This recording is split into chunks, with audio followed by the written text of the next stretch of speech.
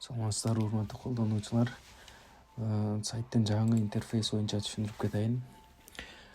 Мисалга азыр бул Зайнап деген эжекенин атынан кирип атам. Бул эжеке мисалга 2 предметтен тест түзгөн экен. Бул жерде ойнотуу деген кнопка турат. Көпчүлүк ушуну сурап атышат. Мисалы башка бирөөлөр менен кантип бөлүшөбүз, экрандан кантип ачабыз деп. Ойнотуу деген бассаңыздар, силерге мына өзүнчө экранга жаңы бир ушундай оюн, ошол предметтен оюн ачылат. Оюнду баштоо деген басып ойнотсоңуздар болот. Андан сырткары бул оюнду мисалы панелге, экран панелге же болбосо группага же башка бирөөгө кантип жөнөтөбүз дейт.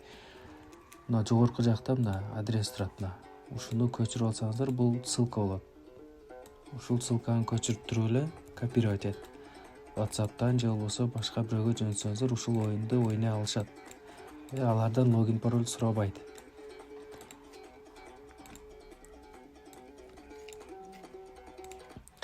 Андан сырткары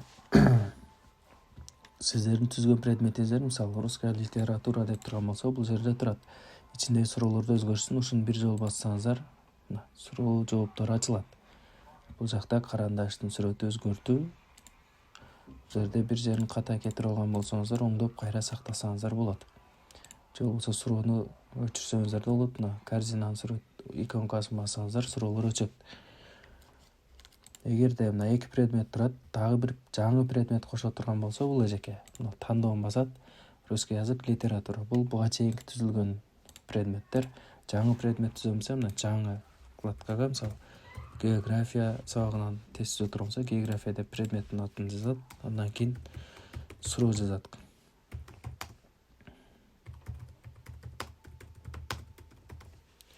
Кайсы деп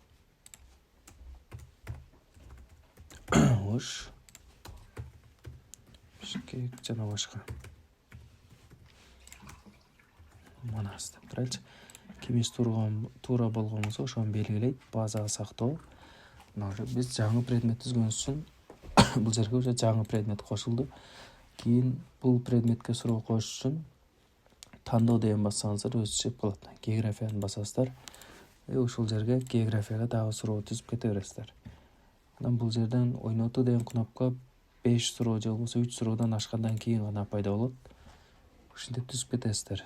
Азыр мен географиядан өчүрүп салсам, бул жактан да өчүп калат. Ушинтип керек эмес предметтерди өчүрүп кайра түзүп иштетсеңиздер болот. Андан дагы көпчүлүк сурап атат, могул ссылканы сиздер көбүнчө Microsoft Edge, эски Microsoft'ун өзүнүн браузери аркылуу ачып атат экенсиздер. Же болбосо Opera Mini башка браузерден ачканда оюн ойнотулбай калышы мүмкүн. Мындай ката деп бул жерде Shift менен F5 бассаңыздар ойнотулат. Shift F5. Же болбосо бул ссылканы көчүрүп, мына браузер аркылуу ачышыңыздар керек. Көбүндө ушундай проблема болуп жатат. Азыр дагы бир ачып көрөлү. Иштеп атышат уже.